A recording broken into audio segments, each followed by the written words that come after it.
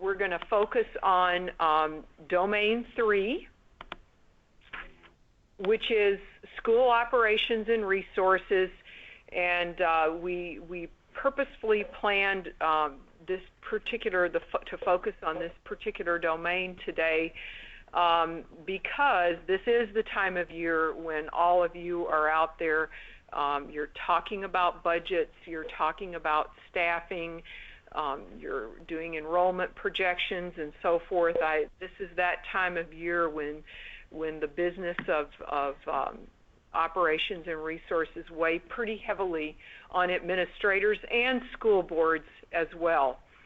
So Domain 3, the definition per our Principal Effectiveness Handbook of School Operations and Resources is that effective principals manage school operations efficiently by understanding the budgeting process, by identifying and procuring outside funding, and by obtaining the most effective teachers and staff in order to maximize student learning. Effective principals provide staff members with leadership opportunities, support change initiatives that are geared toward eliminating learning gaps, and create an environment that is nurturing to both students and adults. And this next slide, that have participated in previous trainings that we've done probably would recognize this slide. This is just a graphic we created so that you could see what is involved in Domain 3, School Operations and Resources, operational procedures, shared leadership, high-quality teachers, and challenges and opportunities. If you look at the bold black print, these are just a few examples of some of the responsibilities that principals and superintendents carry, just a few that align with this domain and that also serve as evidence for the evaluation process. And if we could, if you're running the PowerPoint from your computer, you could move to the next slide. The first component within operational procedure, or within operations and resources, is operational procedures. And it's that component that focuses so heavily on budgets and managing budgets. An effective principal manages and budgets all resources and school operational procedures to provide an efficient, effective, and well-maintained learning environment that maximizes learning opportunities for all students. And we all know how difficult it is to manage and budget our dollars, our human resources, and juggle those resources to get the most towards student learning. It can be very challenging. Some questions to consider in the next slide, operational procedures considerations. And as you're having this conversation, you and your superintendent, about what are some things to reflect upon when you're looking at budgets and the allocation of human resources. These would be, I think, some pretty critical questions. When determining human, financial, and other needs, do you have a process or processes for prioritizing the needs based upon maximizing student success? If so, what is the process? And that process would certainly be evidence or an artifact toward your evaluation, a final evaluation. When you submit your budget request, whether it's human, financial, or other, do you use data to support your request? And if you do use data, how do you do so? And this next question is always kind of interesting for me, and I think you have to look at both sides. Do you look at the most current data, or do you consider data from a historical perspective? And when is it appropriate to look at data from an historical perspective, and when is it appropriate to consider the most current data?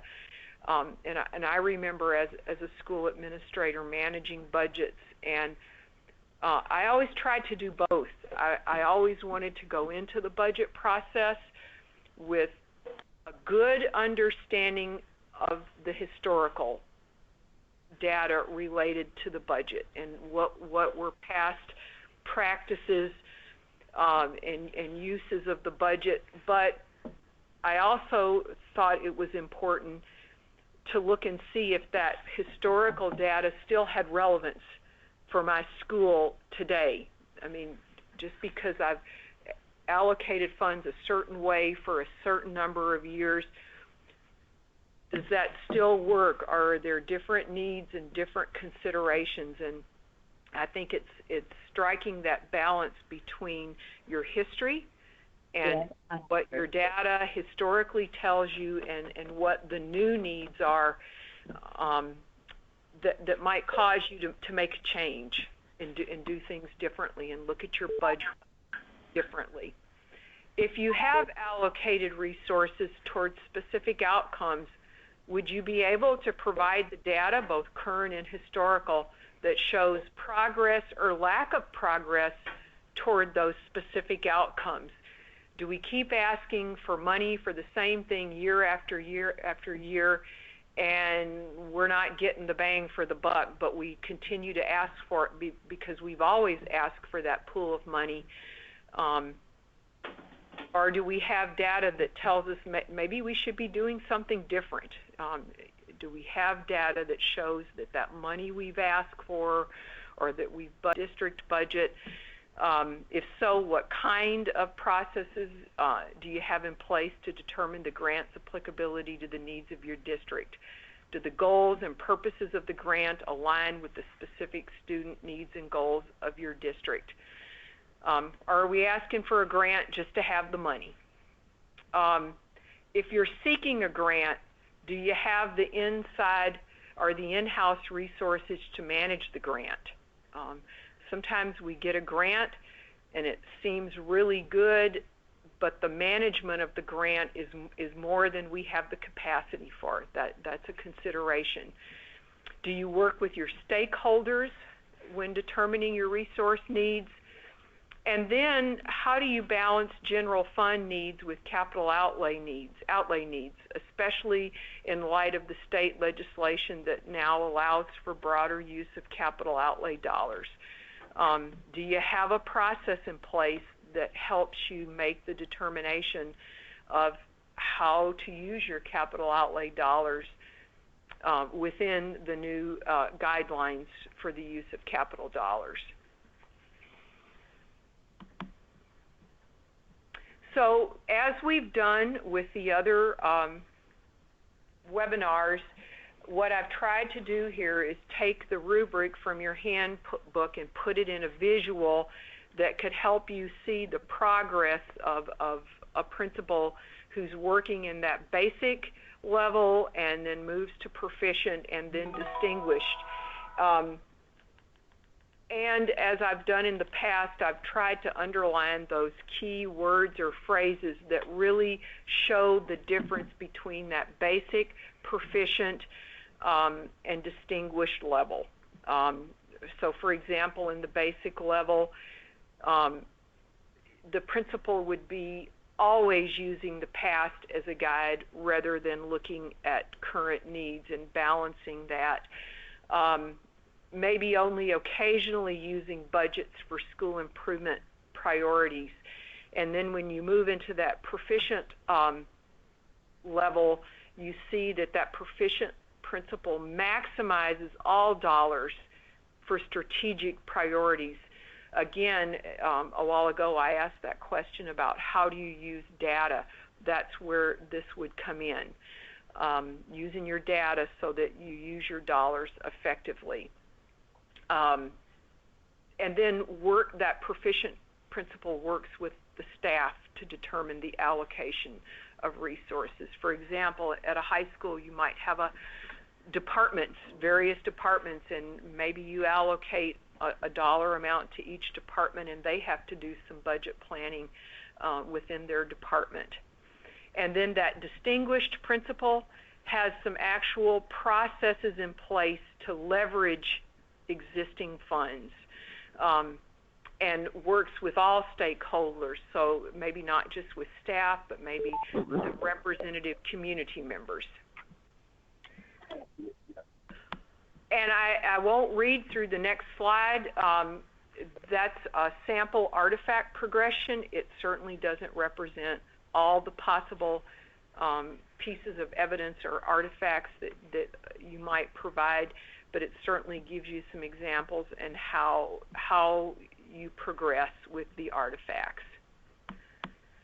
And then the next slide moves us into domain 3.2. It's the second component within this domain. It's the shared leadership.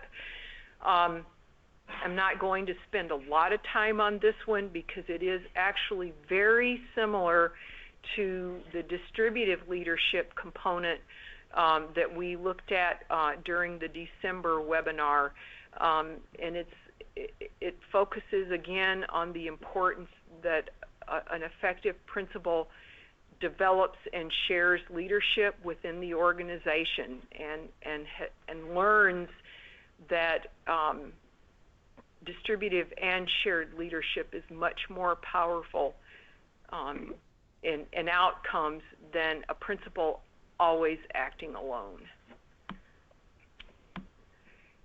Some considerations, and you'll recognize some of these from the last webinar. What kind of leadership opportunities do you provide for staff? Do you facilitate or make accessible to your staff mentoring programs that promote leadership? When you delegate leadership tasks, do you give them the authority to complete the task? How do you monitor the progress and the completion of the task? I think that's the challenge of sharing leadership. As a principal, ultimately you are responsible, and how do you monitor that, and do you have some processes in place to monitor? How do you celebrate staff members who seek out leadership responsibilities, and how do you work with staff to develop their ability to manage tasks and responsibilities? And if we could move to the next slide.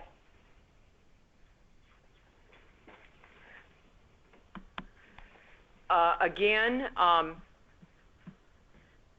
the rubric that shows how a principal progresses from the basic to the proficient to the distinguished, and I think you see that verbiage that we've seen in other rubrics. In that basic rubric, the principal occasionally delegates tasks, whereas in the proficient level there's a clear pattern of delegated decisions, and up to the distinguished, where staff members have opportunities to facilitate staff meetings, lead committees, task forces.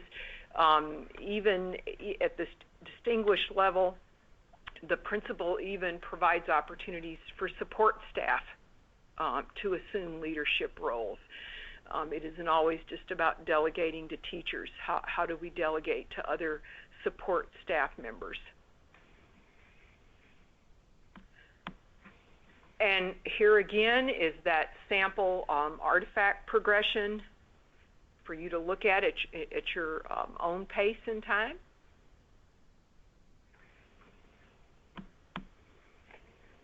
Here is a slide actually you'll recognize from another webinar we did.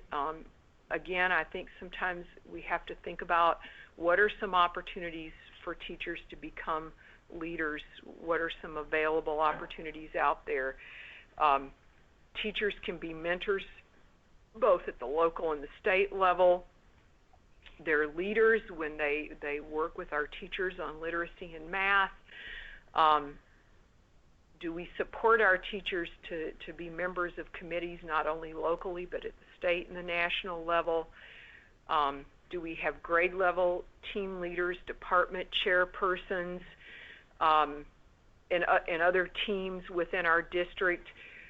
Do we provide internship opportunities to develop those new and aspiring principals? And then the state offers a variety of trainings and programs that develop leadership. The Maples Aspiring Leadership Program, the Porthon training, which I know is currently going on, as is the Coaching for Reading. And do we support our teachers who seek national board certification?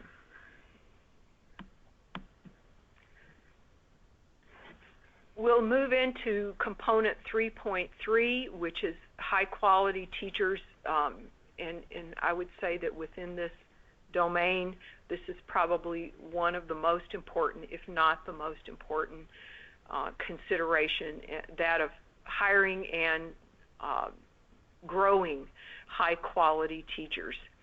The principal handbook says an effective principal selects, supervises, coaches, and evaluates staff to ensure high quality instruction and student success.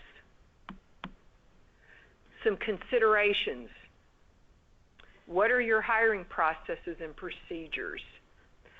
When hiring, what selection criteria do you consistently use to assess a candidate's skills and potential fit within the staff culture, within a grade level, within a content area team? Have you developed a set of questions that really focus in on what you need for your school? And do you ask every candidate the same set of questions? So if you're interviewing 8 teachers for a position, do you have a clear, consistent set of questions that you ask each one of those candidates so that you can very fairly measure one candidate with another to know who the best candidate is? When hiring, does your selection criteria assess whether a candidate has specific strengths that you're seeking to balance strengths that already exist within the school culture or within the team culture? Maybe you're looking for a 5th grade teacher. You want that 5th grade teacher that you hire to have maybe strengths that your other 2 5th grade teachers don't have, and to complement what they already bring to your school. Assuming that you fully implemented the Danielson model for teacher evaluations, what is your progress with providing individualized and timely formative and summative feedback? Are you using evidence-based feedback in your conversations with teachers? The DOE is currently working on an evidence-based feedback workshop for this coming summer. There will be 5 workshops, day-long workshops presented across the state from June 20th to the 24th. I know Matt's going to be putting that up pretty soon, and we'll have some more time to talk about evidence-based feedback.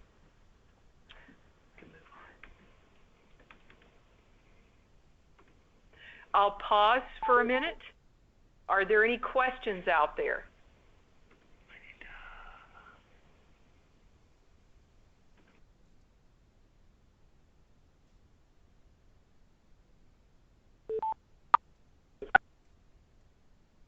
Okay, Matt unmuted everybody. Are there any questions so far out there?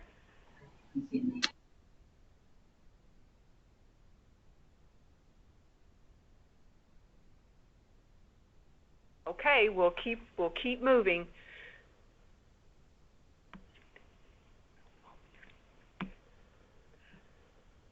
A quote that I included in this one, something to consider as you look at growing high-quality teachers. Good coaching helps a person move from where they are to where they want to be. And coaching cannot be mandated and cannot be a requirement. Once trusting, respectful relationships are in place, principals can effectively serve as coaches and help teachers reflect on and improve their teaching. So I know a focus of the Porthon training is how do principals become coaches within an evaluation process. and that whole formative feedback process that we're encouraging through the new teacher effectiveness system fits into this. Here's the level comparison and progression, the rubrics once more, and you can see how that basic principle moves to the proficient, to the distinguished, and when you get to that distinguished level, that distinguished principle has very clear selection criteria and places teachers according to their strengths and how they fit within a team. That distinguished principle routinely provides staff with formative and summative feedback, provides effective coaching for all teachers, and provides research-based professional learning opportunities. Okay, let's keep going. Here's that artifact list. Again, I won't read through that. And our last component within Domain 3 is challenges and opportunities. I selected this picture for a reason. I don't know how many of you recognize this, but this is an actual snapshot of the Apollo 13 astronauts when they dealt with the canister issue on this particular mission, and how creative they had to be in certainly what was a life and death experience, and what we can do when we have to and when we need to, when we're faced with challenges, and how do those challenges become opportunities for growth. Okay. Some questions. How do you monitor school operations, such as expenditures, food service, facilities maintenance? And this second consideration, and I remember this as a principal myself and the conflict that this posed. How do you manage school operations and not allow those operations to consume your time? How do you balance your role as an educational leader with your role as a manager of multiple operations? And sometimes the managing of the school operations can consume our time. What do we do with schedules so that doesn't happen to us, so that we have time to stay an educational leader? And frankly, sometimes, I think it's probably easier to focus on managing school operations than it is to try to balance being a manager of school operations and learning how to be an educational leader. How do you move your role as a manager of school operations from a reactive position to a proactive position? I know that was always a challenge, that, how do you go from reacting to crises that have to do with school operations to having some processes and procedures in place so that you're being proactive, because we can spend all of our time in the reactive mode. And then how do you involve stakeholders in the process? Here again is that rubric progression. And rather than reading these to you, if you go to that distinguished principle, they're proactive in identifying potential challenges. That's that effort to move out of being reactive to proactive, anticipating what could happen, looking for signs that an issue could emerge, and putting some procedures in place to deal with that. And then routinely studying key operational performance indicators and making the improvements as needed. And always, I think you will have noticed at this distinguished level, the distinguished principal engages staff in the process and in the decision making.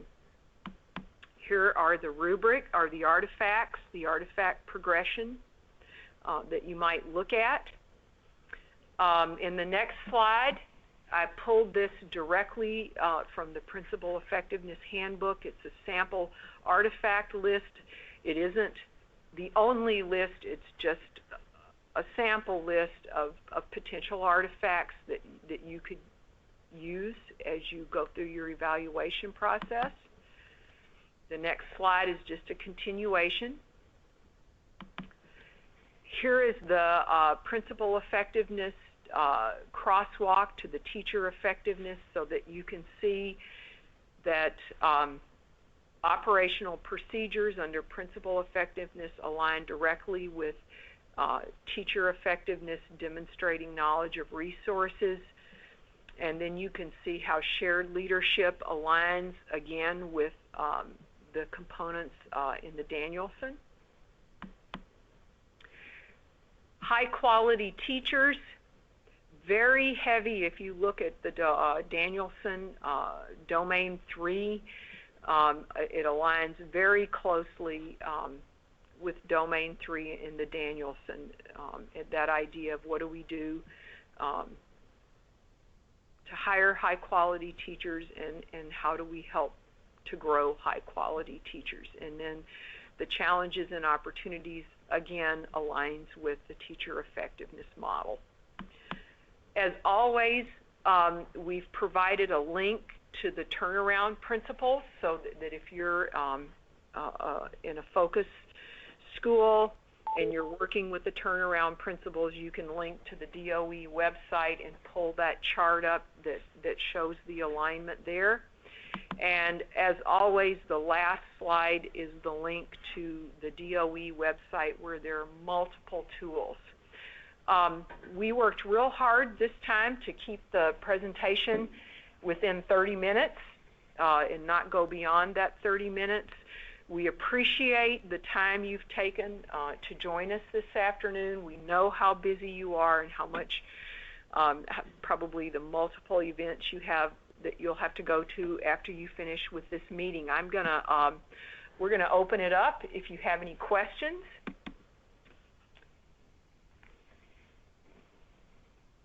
I think Matt will unmute